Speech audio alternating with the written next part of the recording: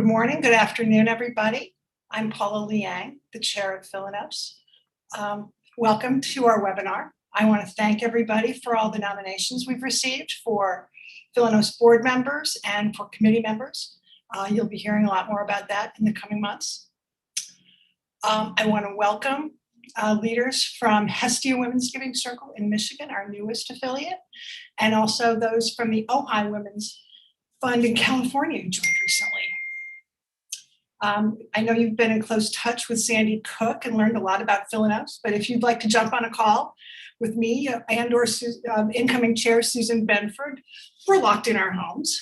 We'd be delighted to connect. Just give us a shout. About half of you were present in some way at the Philanthropy Together profile party last month.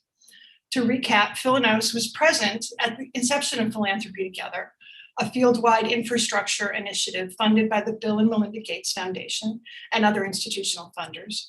The searchable database that they're creating was a particular goal of mine because I believe it will bring new members to our existing affiliates. So I hope you'll all participate, even if you're not in the market for new members at this moment. It'll help demonstrate the heft of Philanos. Nancy can send you the survey if you can't locate it. Reach out to her at admin@philanos.org and I'll drop that in the chat when I'm off camera. The Philanos board and a small committee is hard at work on sessions for the May We Give Summit we're doing in conjunction with Philanthropy Together.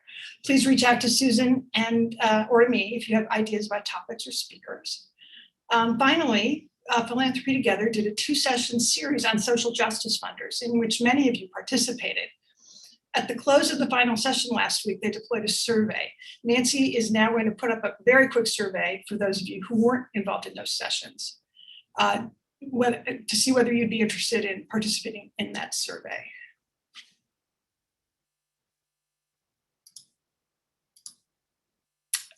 So it's closed. Thanks, everybody. I hope you and your COVID pods are well, that your elders are getting vaccinated and your grandkids and pets are keeping you sane. And now I'm going to turn this over to Sue Priester, who somehow does not age and makes us all feel like it's February 2020 when we were all together. Thanks. Okay, thank you very much, Paula. That was awfully sweet, but yeah, I'm aging absolutely every single day. Welcome, everybody. Good morning, good afternoon, wherever you happen to be. Today, our subject is strategic planning, which is challenging in any context, particularly now in this turbulent time that we are in. Fortunately, we have 2 wonderful experts to help lead us through. So this will be a very useful session, I'm sure. Before I introduce them, I want to remind you that we'll do questions after both of them have finished at the end, but you can type them in anytime using the Q&A button. Please use the Q&A because that's where we'll be looking for it. Also want to remind you that if you wish to share this webinar, it will be posted on the Philanos website. You'll have your slide deck there. It's also available as a podcast. So this is easy to share with your colleagues. And finally, I want to thank Lizzie Conkle-Knoll, who has helped us put together this webinar. She is at Indiana University. So now I'm delighted to introduce our speakers today. I will introduce them both and then turn it over to Angela, our first speaker. Angela White is the CEO of Johnson Grossnickel and Associates, philanthropic consultants based in Indianapolis. She joined JGA in 1996, and her expertise in philanthropic consulting encompasses healthcare, education, social services, arts, and faith-based organizations, as well as strategic planning and data analysis. Angela is a certified fundraising executive, CFRE, and is a member of the faculty at the fundraising school at Indiana University's Lilly Family School of Philanthropy. She often presents on behalf of the Women's Philanthropy Institute, and we've had presentations from them in the past. Our second speaker, Kim Walker, is the Director of Diversity, Equity, and Inclusion at Arabella Advisors, a Washington, D.C.-based philanthropic advisory firm specializing in social impact investing. Prior to joining Arabella, Kim was the Senior Manager of Learning and Development at FSG, a social impact consulting firm. She holds master's degrees in both urban planning and organizational development, and recently completed her PhD at Antioch University, focused on leadership and change. So we're delighted to have you both with us. Angela, I'm going to turn it over to you. Wonderful. Thank you so much, Sue. It's great to be here. Thanks to Paula and Sue and Lizzie for giving us this opportunity. And I want to congratulate my co-presenter, Dr. Walker, on her PhD. And I'm really looking forward to hearing from her in this conversation. I really would like to make it a conversation, and I know that Sue will guide us in the end through your questions in the Q&A box. So please go ahead and put those in there so that we can make this as interactive as possible today. I'm going to start off by talking about strategic planning, and I'm just going to give a primer on the steps in strategic planning. You'll have my contact information if you'd like to follow up with any specific questions. But as Sue said, we are living in really interesting times. So maybe no one wakes up excited about strategic planning. And now really what we're planning is which room of our house are we going to work in today, right? So how do we put the puzzle pieces together to chart a plan for the future that is really strategic for our organizations as well as resilient, living through the times that we're in right now? So what I want to do today is really talk about 3 steps that are crucial to strategic planning. I want to cover what goes into a plan, and then I want to give you a few tips. And as I said, I'm going to do this pretty quickly so that we can get to Kim's piece of the presentation and then dive into Q&A. So I said resilient and strategic. What's resiliency? So resiliency is the ability to recover from a setback, adapt to new challenges, or we also would say opportunities, right? What are the lessons we've learned in working in the pandemic? How do we adapt to new challenges? And the ability to keep moving in the face of adversity. So how do we put that together with what is a strategic plan? Well, think about the work of your own giving collective, but also think about this strategic planning process from the perspective of the organizations you support through your collective and the organizations where you serve as a board or board member or as a donor in your own individual role. Okay, so strategic planning really is a roadmap. How does an organization move from where it is now to where it would like to be in the future? And if that future is 3 to 5 years out, it's an activity that we use. So I think sometimes strategic plan sounds boring, frankly, right? It should be an active process, an activity to set our priorities and focus our resources. We create measurable goals, and we hope that we have a template to adapt to a changing environment. So many of the colleagues and clients I'm working with now are revisiting their current strategic plan in light of the pandemic, and certainly in light of other issues that we faced in this year. So what does that mean? What are the 3 steps to good strategic planning? Well, the first step is setting the context. So asking yourself as an organization some initial questions. What would success look like at the end of a process?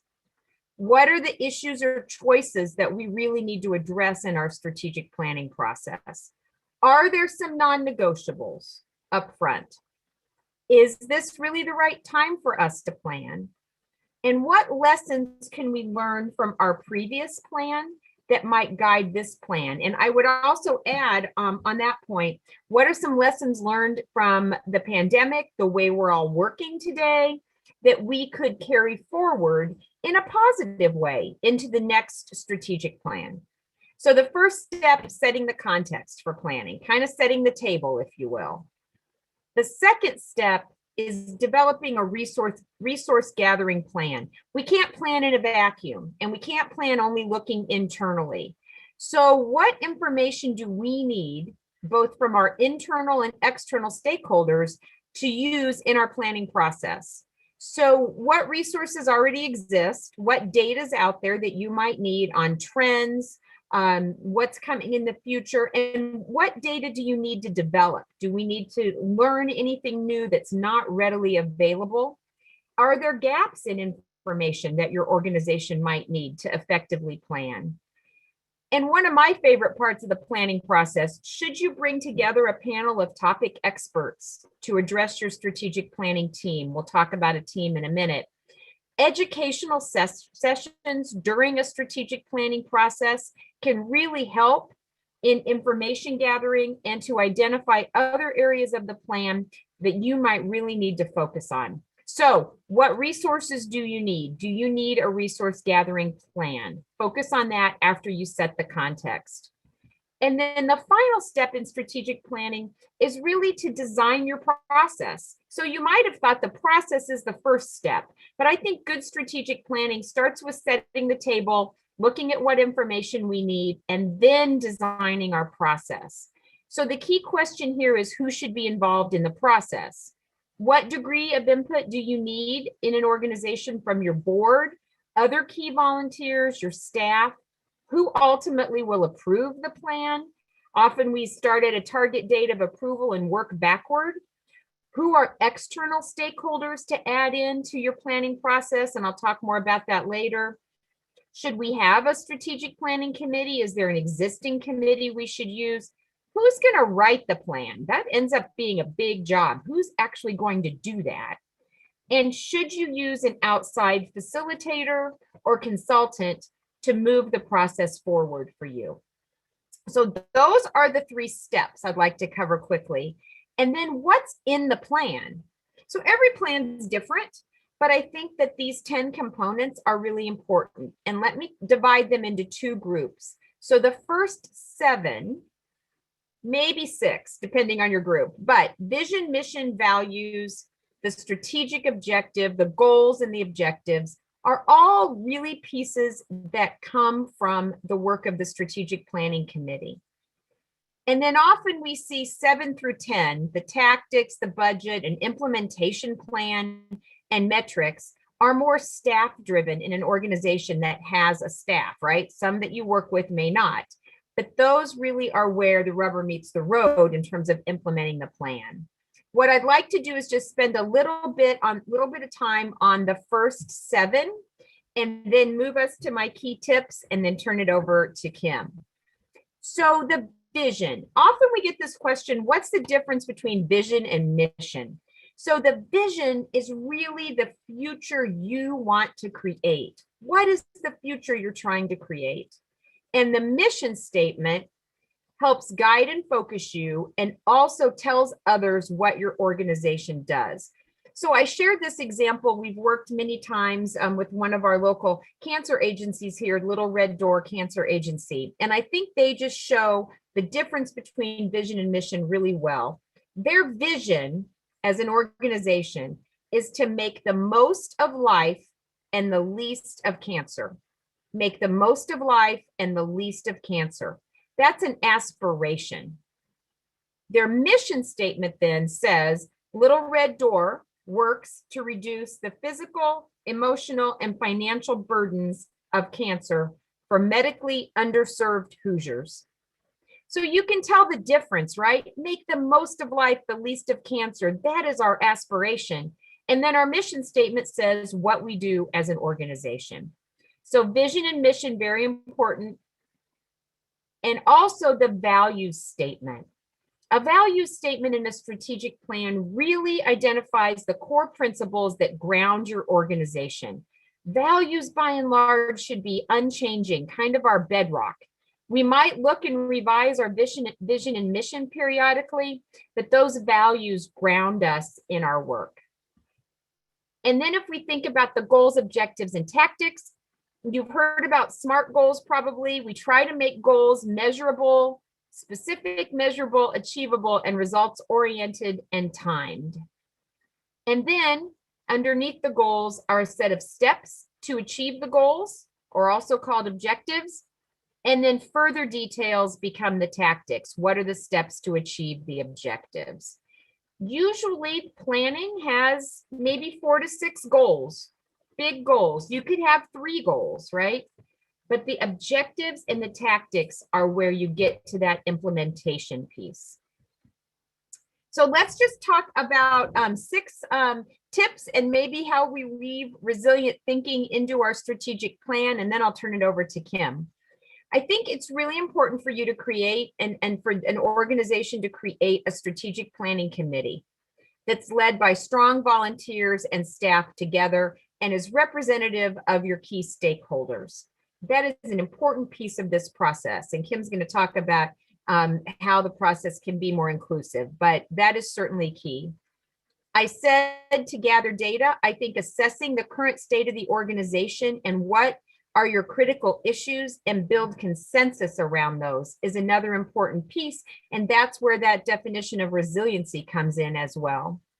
And then developing those core elements of the plan. We don't start with the tactics, right? We start with the bigger picture, that vision, mission, and we start with the goals. And then we work down into the tactics and the budget and the implementation plan, et cetera. We try to keep that beginning at the higher level. I think number 4 is really important here. Once you're in the middle of a strategic planning process, sometimes it's really smart to come up for air and test your goals, your vision, mission, values, and goals with some additional key stakeholders. Do you want some input into the process before you get all the way to the end and then realize you would have benefited from checking with some of your additional stakeholders?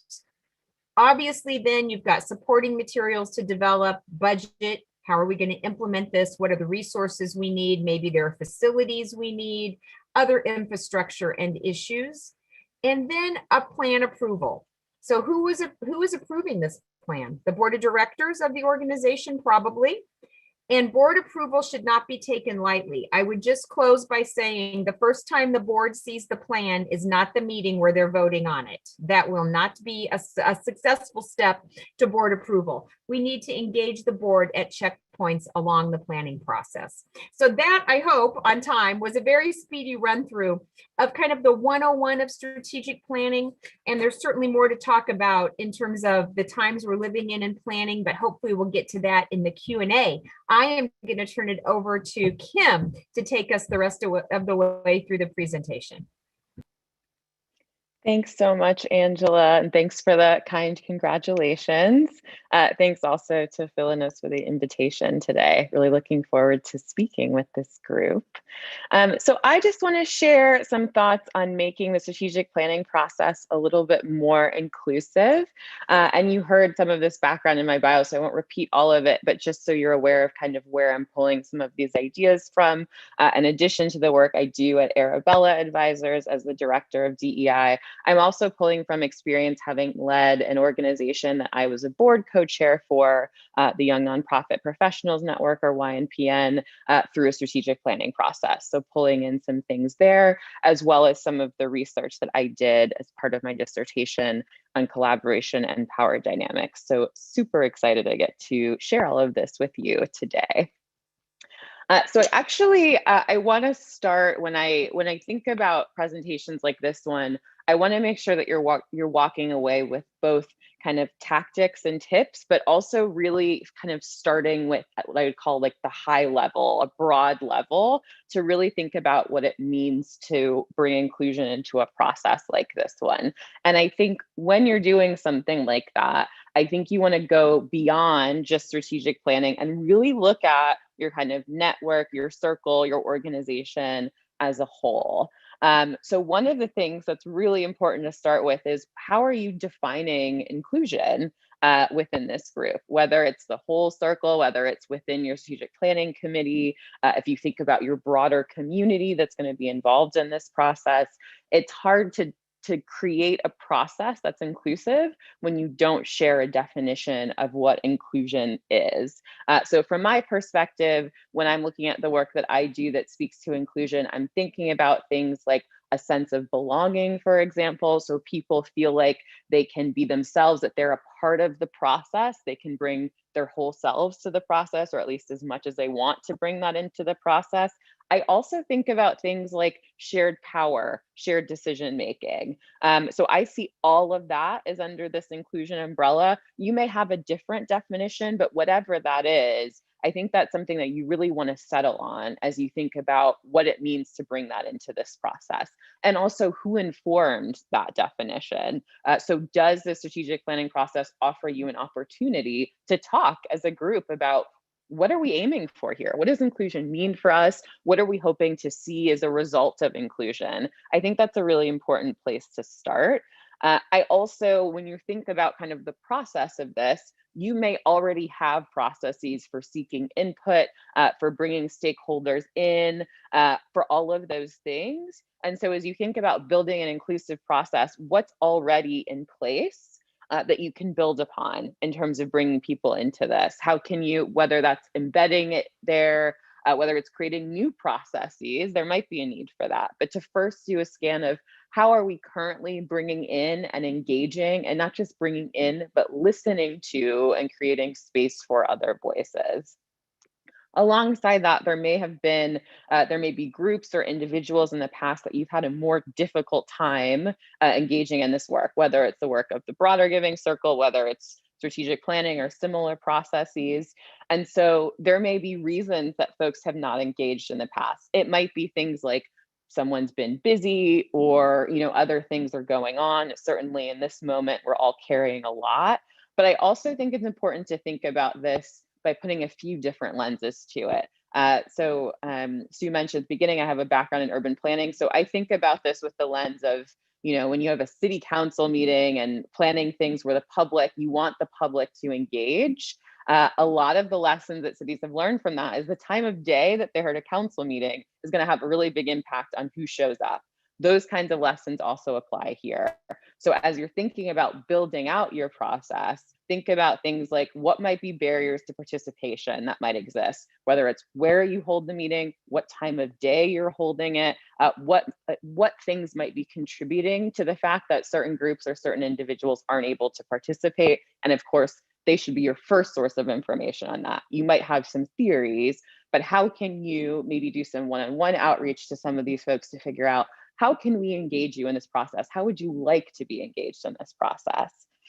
And the last point here, I talked about a little bit in the first point, but again, just really coming to not just a shared definition of what does it mean to have success with inclusion. So not just what does it look like, but what's the meaning of it? Because I think something like inclusion, it's not always easy to achieve. In fact, it can be very challenging, but it's super rewarding. And I think what keeps you going through those moments when it's harder, when it's taking more of your time, when it feels complicated, is coming back to the meaning of what this will do for you, for your circle, for your community more broadly.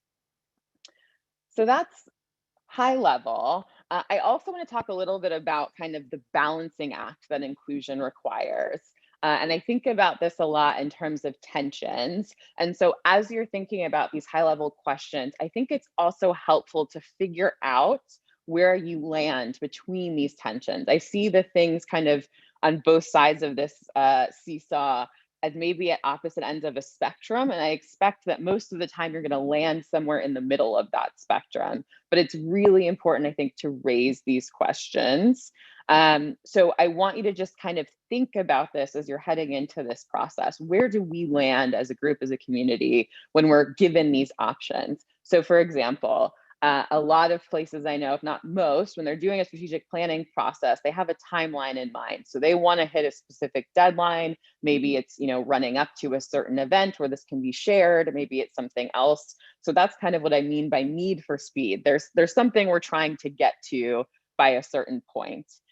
On the other end of that, what can sometimes feel like in an opposite direction is a desire for really comprehensive input. So we want to make sure that we hear from everyone or as many people as possible.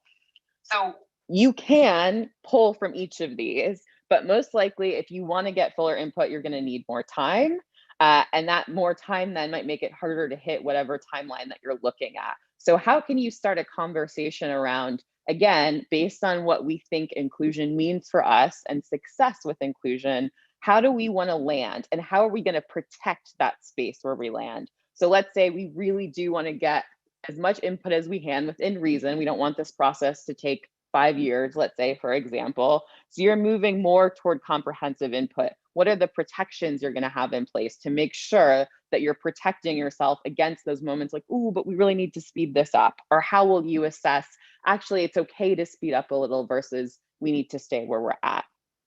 Similarly, for process and product, I think sometimes we lose the fact that the strategic planning process is a journey and a really important one, because at least to me, it's often not just about what comes out of it, the plan itself, but it's about kind of what new things you learn or do together as a group to get to that end result.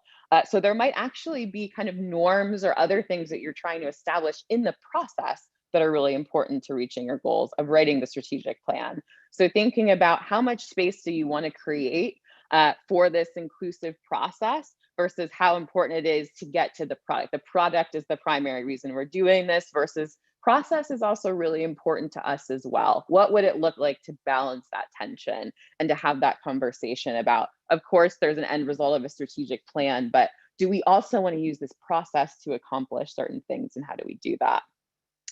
And similarly with ideating and writing. And so if you think about, how much space do you want to create to have generative conversations, come up with new things to discuss, versus how important it is to get to the writing, how important it is to have everything in writing. So some of these tie together, of course, too, but just naming some of these tensions and talking about as a group where you might land can be really helpful. So some other things to consider in kind of implementing and process. So I think when you're thinking about how and where to engage people in this process, I think you want to think about kind of natural points for input in your plan. And so I think of this as different phases. So it might be that, who sits on the strategic planning committee if you have one, that there's a natural point, there are decisions being made. So who's involved in that? Who is involved in, as Angela mentioned, kind of data collection? So is there a group that's doing that? When you get further and further down, there's likely to be some places where there's a feedback round. How can you then build in those opportunities for engagement and kind of note to yourself as you're planning this out, this is a place where we stop, pause, and bring in so-and-so or this group.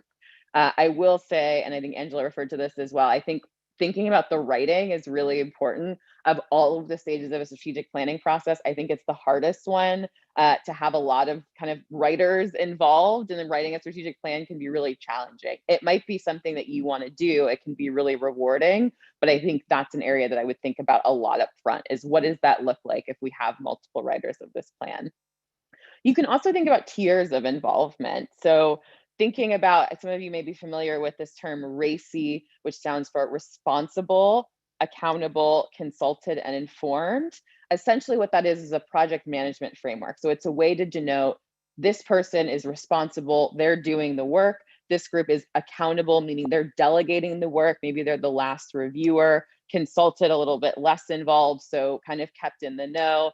And informed is, at a very high level, they need to know what's going on, but they're not as involved. So there might be a similar kind of frame that you want to bring to this process as well, in terms of thinking about inclusion doesn't mean everyone's engaged the same way or for the same amount of time. So thinking about the groups that you want to involve, how are you bringing them in, and where does it make sense to have them be responsible versus informed versus some of the other options, and being really clear about why that is. I think that's also a big kind of inclusion flag I would give, is you want to make sure that there are clear reasons so that someone is not being excluded without knowing why, or in a way where their bias might be entering the equation. So if it's, we want to involve this group at this stage because they have expertise in this area, or we want to involve this group because this involves their community, having that spelled out is really helpful. And as Angela mentioned, thinking about how external help can allow for more inclusion. So freeing someone within the group from having to kind of take on a role that maybe gives them less of a voice. How can you kind of bring in external help to augment inclusion in the process? And these are just, I won't read through all of these, but just some tools that you may have that can kind of help with inclusion. So Trello, it's kind of a web-based tool. This is a way to kind of bring people into, here's where we are in the process, here's what's happening next. I highly recommend using things like Google Documents or other documents that can be shared, both kind of for transparency purposes, but also so that people can contribute. You may not want to do that with every phase of the strategic planning process or every document, but if you think about, again, weighing pros and cons there might be some really nice things to everyone being able to go in and see where you are in the strategic planning process. That gives people a feeling of transparency and understanding that can be really valuable. A lot of great tech tools now, Zoom is one of them. If you're having kind of strategic planning sessions where people can annotate and use chat and do other things, again, bringing voice in. And I highly encourage that you also kind of write out an outreach plan. So going back to this idea of tiers, how involved people are going to be, having that written down somewhere can be really helpful. And I think with that, I'm going to turn it back over to Sue. Okay, thank you both. That is very helpful. Got some questions here.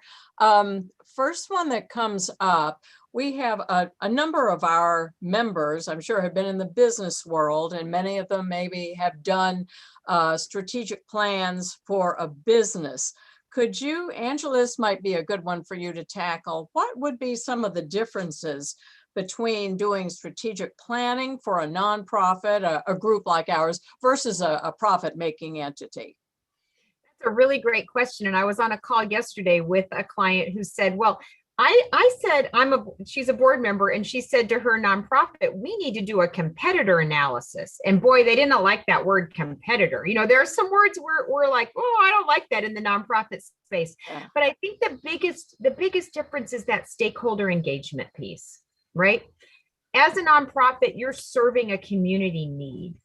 And so how do you, and it ties exactly to what Kim said about an inclusive process. The biggest difference to me is, how do we bring the community into the strategic planning process? How are we making certain that we are serving our stakeholders through the process? So for me, that's the biggest difference. There are a lot of similarities, right? There are a lot of similarities. Nonprofits happen to be businesses as well, right? Just a different sense. And so I think it's the stakeholder engagement. Kim might have more to add to that, but that to me is the biggest difference. Kim, do you have something you'd like to add to that? Yeah, I mean, I just say I agree. And also I think the expectations tend to be different in terms of inclusion for nonprofits, right? So I think that's changing a bit. I think we're seeing a lot more kind of corporate attention broadly on diversity, equity, and inclusion. But I think overall, because nonprofits are really designed to be very mission oriented, I do think the expectations are different in terms of inclusion and involvement. Okay, got another question. Strategic planning, as you have both said, it's a very involved process, very necessary.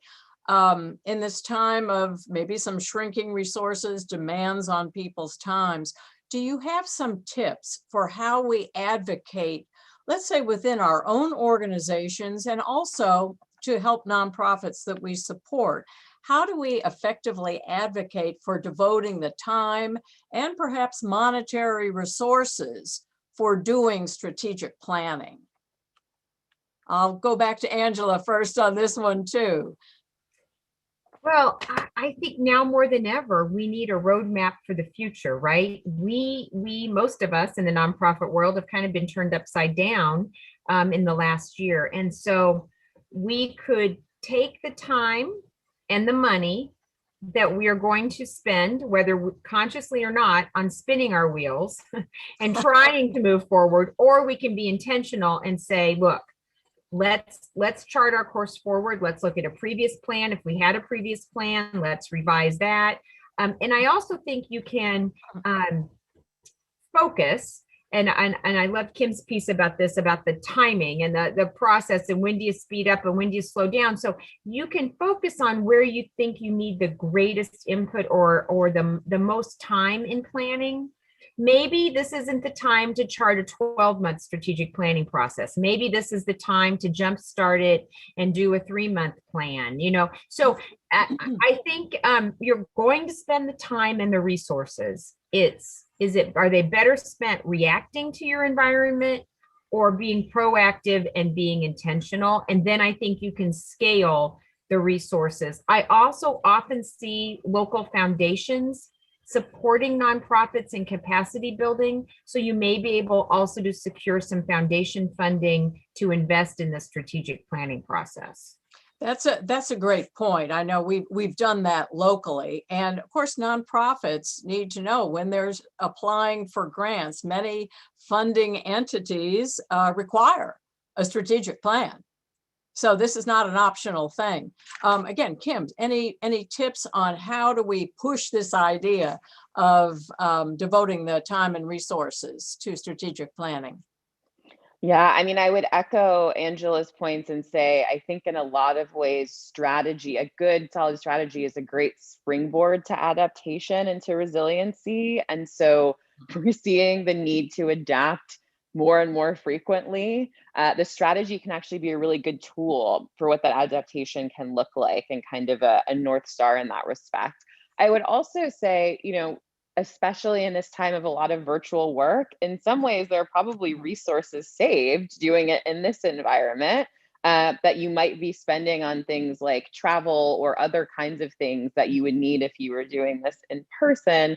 And I would also say, just kind of from experience in my organization, we're all working so hard right now during we've heard this word so many times, but really unprecedented times. This kind of work can be so motivating and engaging for people. I see it in my organization all the time, the opportunity to work on internal projects, to really dig into our DEI work, our strategy work. We're doing a values refresh right now. That has become a lot of people's happy place, and not because they don't enjoy their other work, but because the day-to-day can get so wearing. I think a strategy process is a really great employee engagement strategy. And I think that can pay off in a lot of different ways beyond just bottom line, but kind of morale during a really difficult time. I love That's a great point.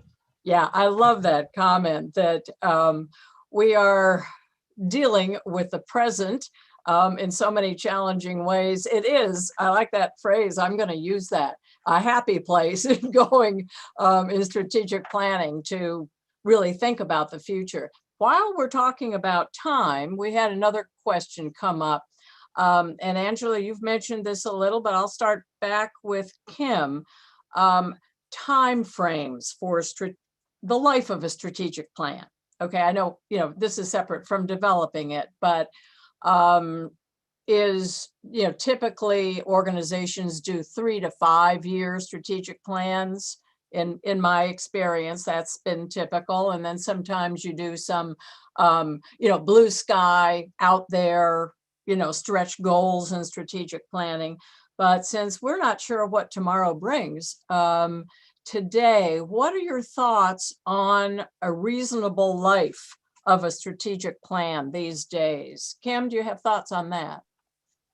Yeah, I mean, I would agree with you, Sue. Most of the strategic plans I've seen have been in that kind of 3 to 5 year mark.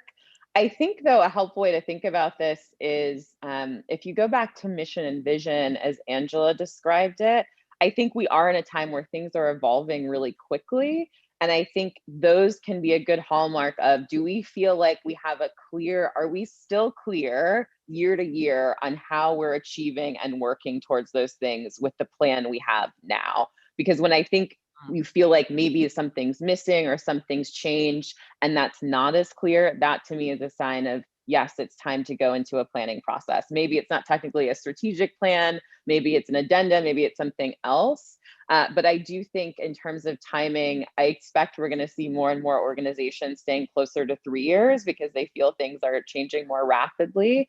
But I also think some of it is just getting a feel as an organization of, do you feel like you have the information you need to keep living into this vision and mission? Or do it feel like the mission is still relevant? That to me is really one of the key triggers for starting a process and figuring out how long it will last. Sure. You bring up a point which any strategic plan should never sit on the shelf. It should be a living, a living document. So if you Absolutely. are, right, if you are consulting it regularly, the point at which it is not helpful or conditions have changed should be obvious. Angela, your thoughts on the lifespan? Oh, I agree completely with what Kim said, and I think she's exactly right. We're probably going to see the shorter 3-year versions more now. The other thing I think that's important is you may be right in the middle of a plan and decide now's the time to change our plan. Not in a gut reaction way, but I've been working with several organizations that do school-based work. Well, children aren't in school, and that won't be forever. But what really does that challenge us to think about how we deliver our services when somebody's not in the location that we're typically going to? Does that have a longer term impact on, could we serve more? Could we serve differently?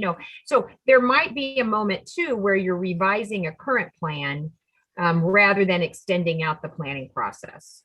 Yeah, good point. Let's talk a little more about working with our stakeholders. We had a question about what are some of the best ways to reach out and get meaningful response from the nonprofits we serve? How do we engage them in a way that is meaningful and impactful for our organizations, which are funders? We don't want to take up lots of time with them since they are doing so many things now and everybody is stressed, but getting meaningful input to help us better serve them. Angela, I'll go back to you on that one. Well, one thing we've seen change in our work during the pandemic is the way we conduct focus groups. And what we've done, of course, as most of you have, is moved to virtual focus groups. Sure. And so I think about that as a way for collectives to gain information from their nonprofits, the ones that you're funding. I can jump on, a 40-minute or an hour focus group meeting. I don't have to drive there. It is a quick way. We have had very meaningful conversations in virtual focus groups. And so even if we could gather in person, maybe the best way to save their time is to do a virtual focus group. So I would toss that out as one way. I would also say that the one-on-one, even restricting it to a 30-minute phone call, is also still an important way to gather that information without taking too much time, because there might be some things your nonprofit wants to say to you that they don't want to say in front of other leaders in a focus group, right? Yeah. So I would say those two pieces. We've had some luck with electronic survey information. We do a lot of electronic survey work, but usually for much bigger, broader planning processes. So I probably would give the tip of the virtual focus group or a one-on-one brief conversation. Okay, Kim, your thoughts?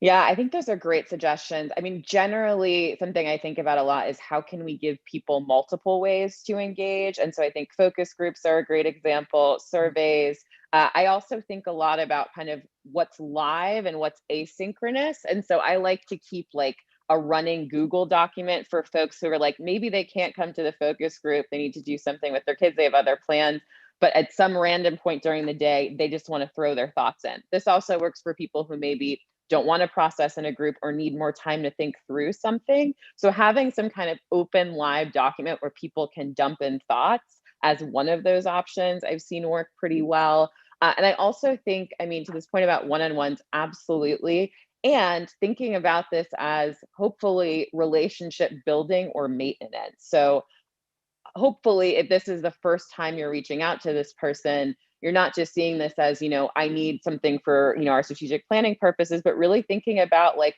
mutual benefit, thinking about and giving them the opportunity to bring something to the conversation. I think looking at this as a part of continued or new relationship building is really important. And I think people can really feel the difference between, you need something from me this one time versus I really want to be able to continue to engage you and hear what's happening with you. But I think is particularly meaningful when there is a nonprofit and funder power dynamic. And that's not to say some people wouldn't be willing to participate as like a one-off thing. And I mean, you'll have to think about the context that you're in, but I do think if this is an opportunity for relationship building, I would think about it with that kind of broader lens on as well. That's a really great point. Excuse me. And definitely applicable to our group, since most of the nonprofits that we work with, we do have close relationships with, or we should.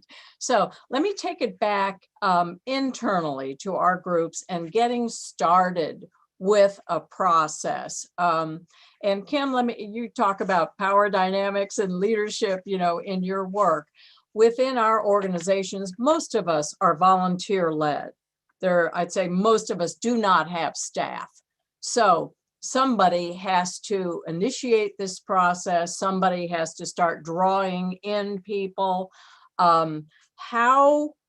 Who should start with it? Who should get this thing going? Should it come from the chair, from the board, from the executive committee? How long a process do you think it should take? And ideas about the size of an effective strategic planning committee.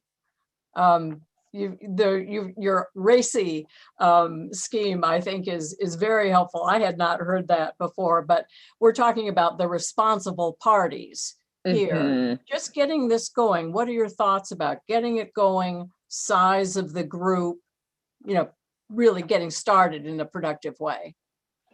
Yeah, I will be super curious to hear from Angela on this, because I feel like I always want to be careful not to be too specific, because so much depends on context, but just, I guess, some initial thoughts. I mean, I think one thing to look to is kind of what are the roles in the group now? And again, things like, what do your bylaws dictate? What are some of the frames that you already have for roles that people play? If there isn't kind of a clear-cut thing laid out already that kind of makes it clear that maybe this person or this group should really be taking charge of this, I think that's the first conversation you have as a group. So what do we think is needed for whoever, if it's multiple people, are leading this process? What kinds of time would they need to have? What kinds of tools would they need to have access to? And really coming to that decision together as a group. What is needed to lead this process? What are we expecting from the leaders of the process? And then using that to decide who's really going to own it. Because that might clarify pretty quickly that there are only a few people that can really handle all of these things, that have access to the needed things, or also have the willingness, the energy to take this on. I think in terms of size, again, it depends a lot. One of the things to think about if you're using something like a RACI model is, I don't think that someone who's just being kind of high level informed or even consulted necessarily needs to be part of your strategic planning committee. So those are folks that are kind of being brought in at strategic points, but they don't need to be in every conversation. I have found in terms of facilitation and virtual facilitation of conversations like these, and the board I was on, we had about 20 people. So we did a process that involved all 20 of them. It is very challenging. So if you have a larger group like that you're looking to engage, you're going to have to look at subcommittees, and you're also going to, again, have to define, are there core responsibilities like writing that get contained to a very small group of people, or even one person, which is what we did, because the writing was just too complicated to do with that many people. And again, I think most strategic planning processes, I know that core group of people that is kind of project managing and maybe writing is 6 to 8 in my experience. But again, I've done it with much larger groups as well, and just kind of played around with the format. And length of time, I think it really depends.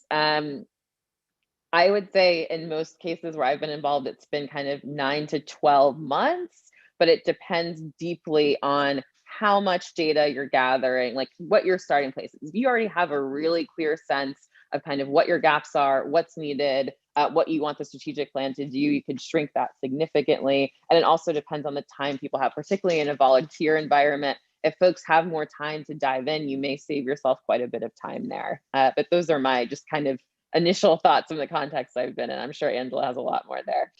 Yeah, I'll turn to Angela now. Your thoughts? I agree with all of those. I think that, we intersected on the number 8, Kim. I tend to think about strategic planning committee. You said 6 to 8. I was writing down 8 to 10.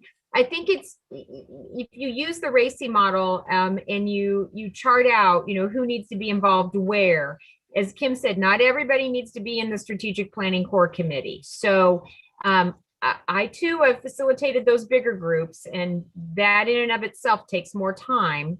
So really thinking about RACI and figuring out who needs to be in that core planning group, I think is important. And so I typically say 8 to 10, 6 to 8. I think that's the sweet spot. Again, for time, as Kim said, it really does depend. I just ended a process that was 2 of them that took 18 months to 2 years. And that's because, yeah, I know, Kim, sorry, Sue, to shock you there. That's because, though, we had an extensive data gathering phase. We did multiple surveys. In one process, we did the largest survey that's ever been done in the state of Indiana on those living with HIV. And so there's just, the data gathering piece, if you do a huge process, is what takes a big piece of time. I would say our average work with a nonprofit is maybe a 4-month process. So again, it just depends on how extensive. And I think the volunteer piece is really important to consider. This is no one's full-time job, perhaps, right? You're all volunteers. That can take longer. It can shape differently. And a piece I think for you to consider in that is who maybe, like I think about Impact 100 here in Indianapolis, and I know the founding women of Impact 100.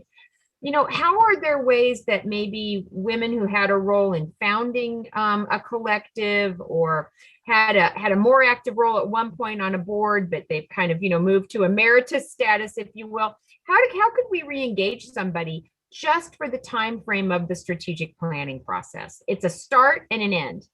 It's not a lifetime commitment, right? If you're on the core committee. So maybe there's some ways to bring in some other folks who have drifted away a little bit from the collective, but have the skill set and could be engaged in that process to help lessen the load on all of the current leadership team.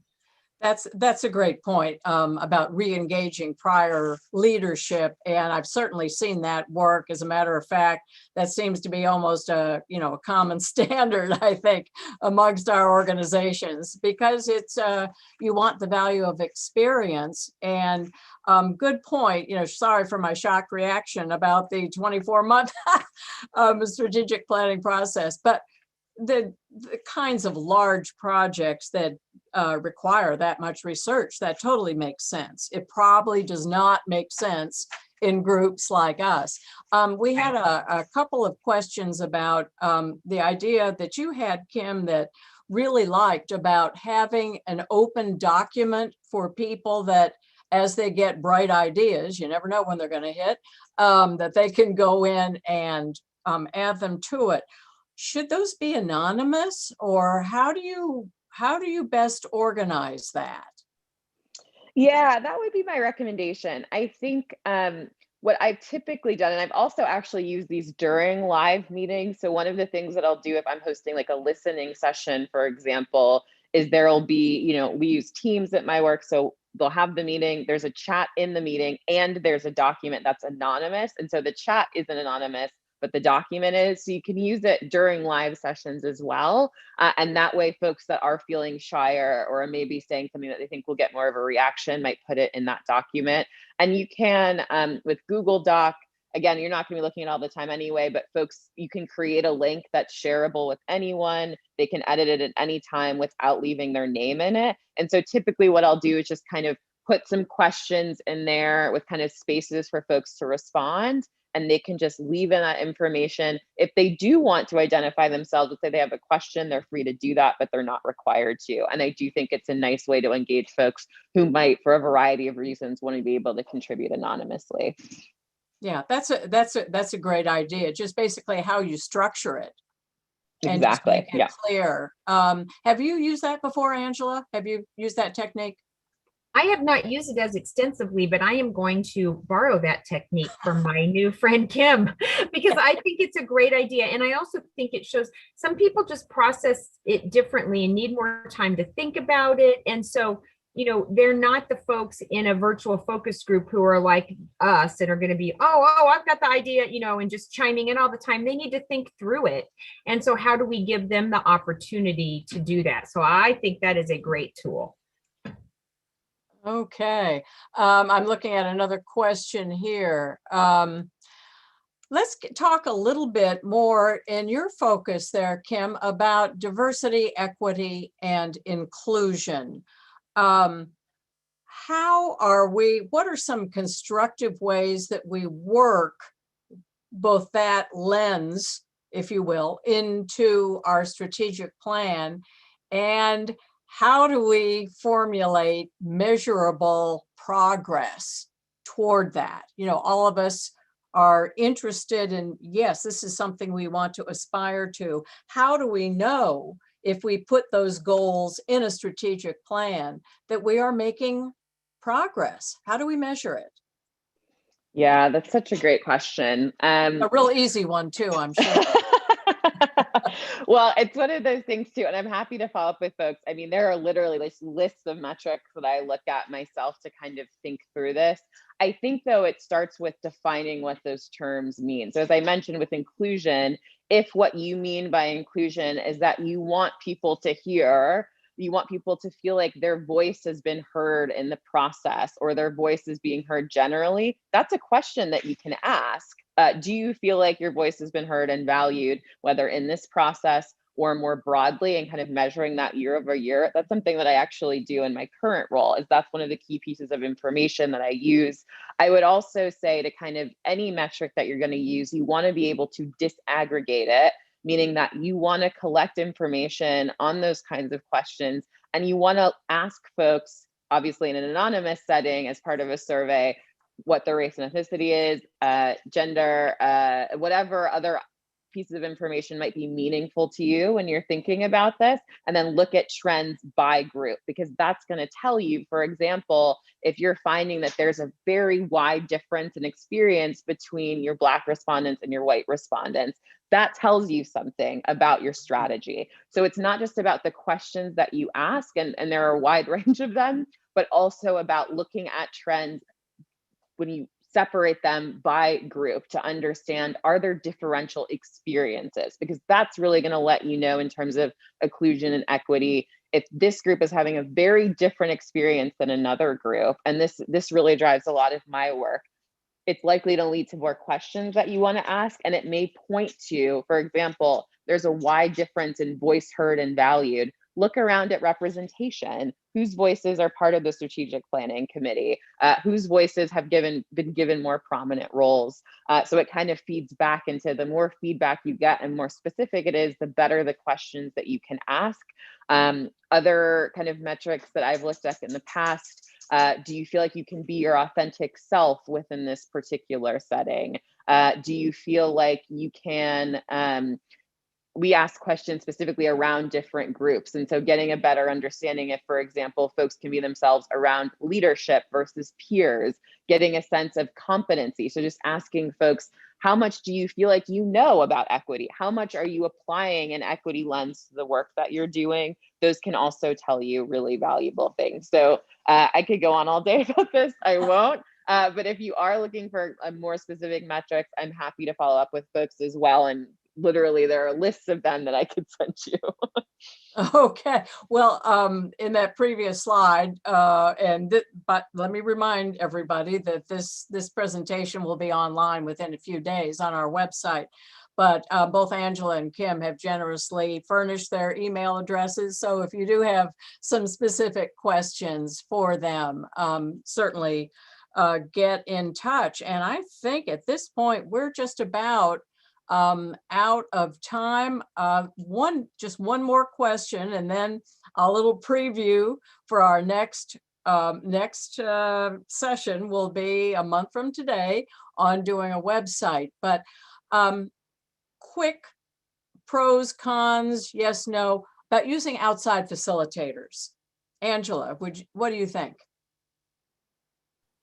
Well, that goes back to the resource question, right? Is that where we would choose for a good investment? Do we think it'd be a good return on our investment to have an outside facilitator? And I think what an outside facilitator brings to the process is just that. He or she drives the process, allows people on the committee to fully participate because they are not the ones who have to worry about driving the process, making certain we get to the right conclusion, get to the outcome, and often can challenge. the thinking in a way that maybe helps the group not have group think, but be challenged. But I do think it's a question often of resources. Do we have, is that where we choose to invest? Yeah. And Kim, yeah, to your point, as far as an objective voice asking, getting back to the inclusion, do you feel included? Often it's best to have an outsider ask that, right? Yeah, definitely advantages there. I would also say it might free up people within the group to participate more. And so I think there can be a lot of value add if that's then bringing in more voices into the room by having an outside facilitator. Okay, well, according to my phone, it's 1 o'clock. We'll end this on time. Thank you. I know we're all passionate about this subject. We urge our groups to tackle it. Thank you so much for the wonderful input and guidance from both of you. We appreciate it. And meanwhile, everyone stay healthy, and we'll see you again next month. Thanks so much. Thank Thank you all.